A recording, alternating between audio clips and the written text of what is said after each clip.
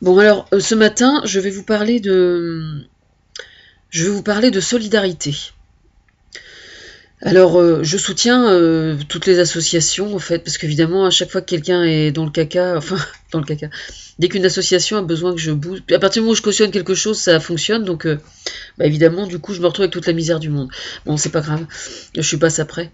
Je suis coachée pour, et je suis faite pour. Euh, Alors, il y a quelques jours, j'ai appris que la Croix-Rouge avait donné naissance à une association qui s'appelle Mona Lisa. Bon, Mona Lisa, la Joconde, etc., etc. Bon. Alors, la particularité de cette association, c'est que le bureau de l'association est constitué d'un membre des principales associations caritatives françaises.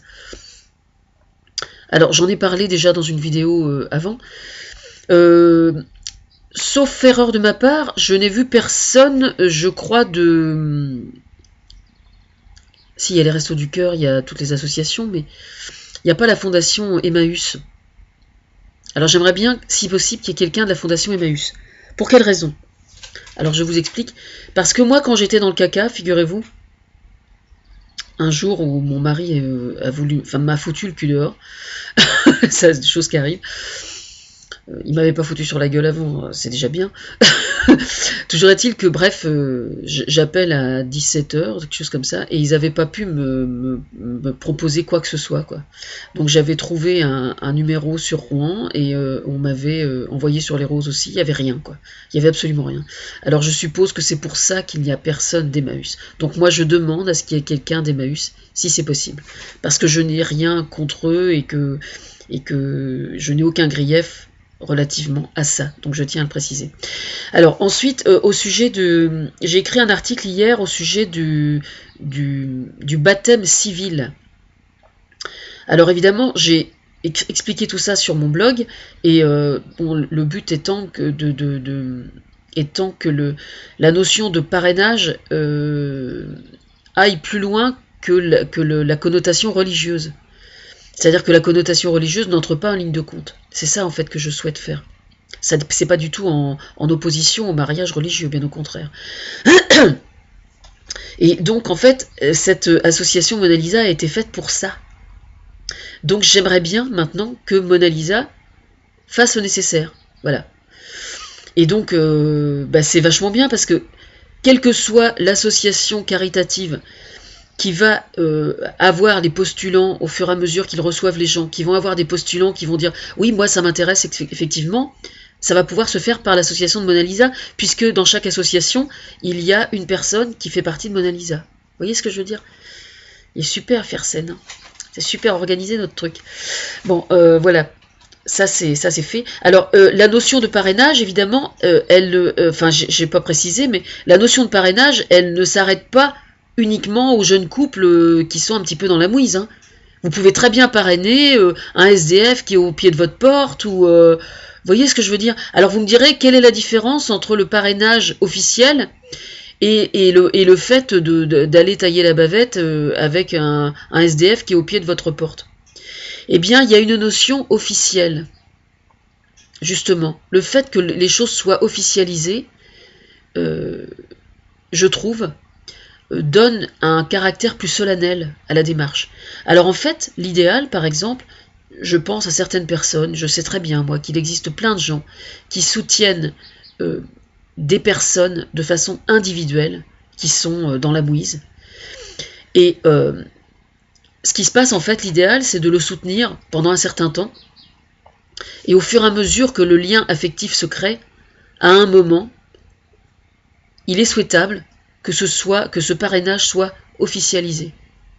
Voilà. Et si vous avez besoin, si les personnes qui font ça avec un SDF le font sérieusement et l'officialisent, je pense que ça n'en renforce que davantage le parrainage, justement. Donc après, vous pouvez vous permettre d'aller plus loin, parce qu'à partir du moment où vous êtes reconnu comme le parrain ou la marraine officielle d'une personne que vous soutenez, psychologiquement, y compris peut-être financièrement aussi ou matériellement si vous le souhaitez, ça vous regarde, dans ce cas-là, vous pouvez vous permettre d'aller plus loin. C'est-à-dire, par exemple, que vous pouvez commencer à aborder avec lui les raisons pour lesquelles il est fâché avec son enfant, par exemple, ou ses enfants, etc., etc. C'est pour ça que c'est intéressant d'officialiser le parrainage. Officialiser un parrainage, ça va permettre de consolider vraiment. Vous voyez ce que je veux dire? Par exemple, un SDF qui se retrouve complètement mis sur la touche par une ancienne épouse, la mère de ses enfants, parce qu'il était dans la dèche, etc., etc. Le cercle infernal, le cercle vicieux a fait qu'il se retrouve complètement éjecté de la cellule familiale et les enfants ne veulent plus le voir. Eh bien, le fait, par exemple, que ce SDF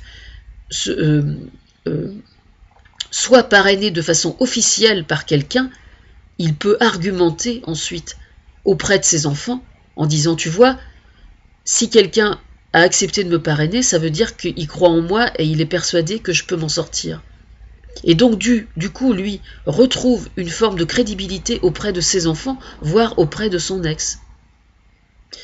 Ensuite, il peut se mettre en route un processus de remise sur le circuit social pour retrouver un travail, retrouver un logement, etc., etc.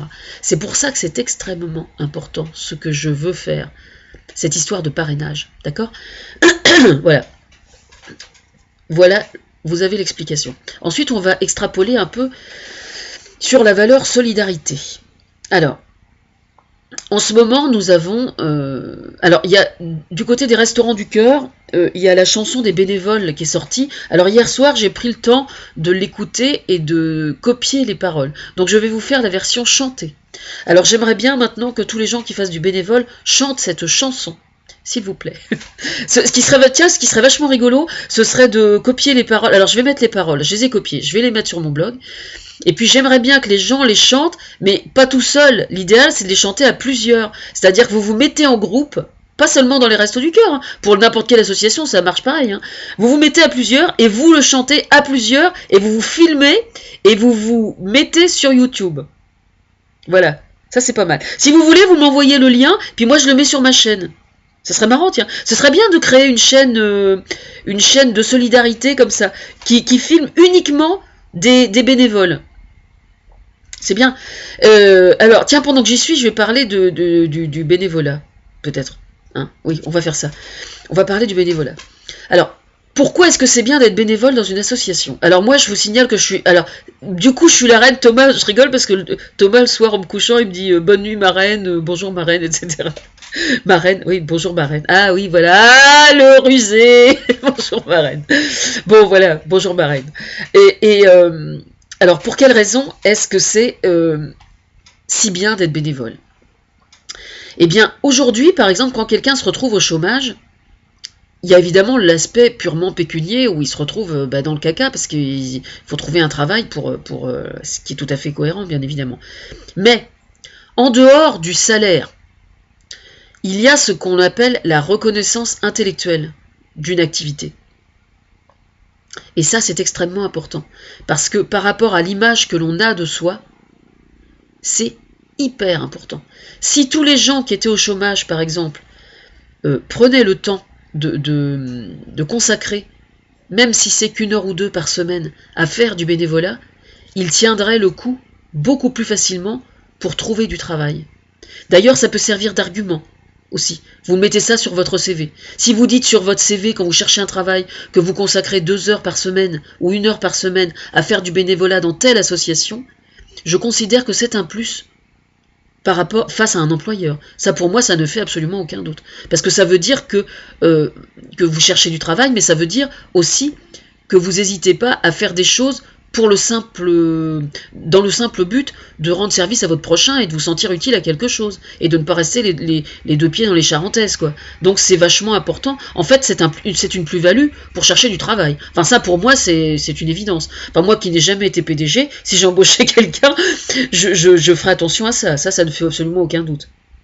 Ça, c'est une première chose. Mais surtout, par exemple, on connaît tous le syndrome du père de famille, malheureusement, qui se retrouve au chômage, et puis le gamin part à l'école le matin, et puis bah, bon, quand il est parti à l'école, le papa n'est pas encore levé, parce que bah, il n'a pas trop envie de se lever, parce qu'il est découragé, parce que le papa à la maison, pour l'enfant, c'est pas toujours facile à vivre quand même, hein, par rapport à l'exemple qu'il donne. Le père qui culpabilise parce qu'il n'a pas de travail, culpabilise trop en général d'ailleurs, et c'est mal vécu par tout le monde. Bon, si jamais quand le gamin rentre le soir et que le père discute avec lui, qui fait la vaisselle, qu'il se rend utile à l'intérieur de la maison pour soulager maman qui est à la maison, déjà le gamin a une meilleure image de lui, ça c'est la première chose.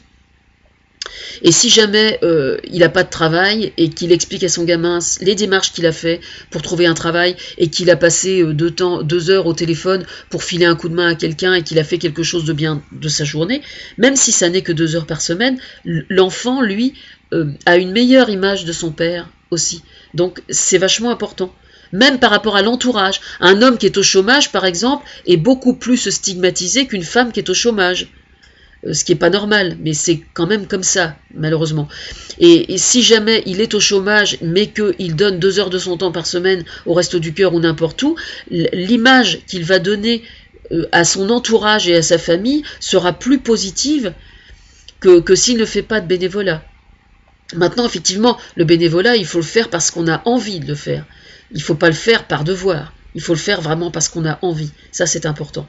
Moi, j'ai fait du bénévolat ma vie entière, et puis j'en fais encore, la preuve, parce que j'ai toujours pas signé le moindre contrat de travail avec qui que ce soit, donc je suis toujours bénévole, moi, vous voyez. Je suis la conseillère de François Hollande et je suis toujours bénévole. Et le fait de se sentir utile et de ne servir... Enfin, en fait, il faut le faire, il faut être honnête un peu, hein. Il faut pas le faire par altruisme, il faut le faire pour sa gueule. Non, mais c'est vrai, c'est-à-dire qu'il faut le faire pour sa satisfaction personnelle. C'est vachement important ça, c'est vachement important de le faire pour soi, par rapport à l'image qu'on a de soi. Parce que il y a des gens par exemple qui vous disent, d'ailleurs c'est repris dans la chanson des bénévoles, mais pourquoi tu t'emmerdes avec ça, t'as pas autre chose à foutre, parce que vous avez des gens qui disent ça. Il y a des gens qui supportent pas de voir les autres donner du temps aux autres. Non mais il y a des gens pour qui la notion de solidarité c'est une tare, faut le savoir quand même, hein. Souvent c'est des gens qui votent Le Pen d'ailleurs. Oui, je sais, mais c'est comme ça.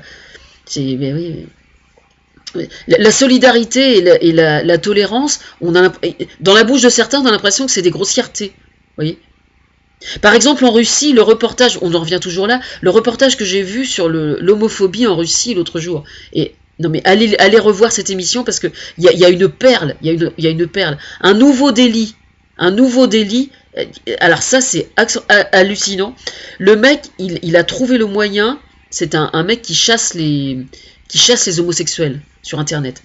Il chasse les homosexuels pour les persécuter. Et alors il a trouvé le délit de tolérance. Réécoutez l'émission. Et il a trouvé des Russes qui étaient coupables de tolérance. Je crois que ça c'est une des perles de l'année, hein. Il faut la noter celle-là, hein. Ah, il faut la noter, hein.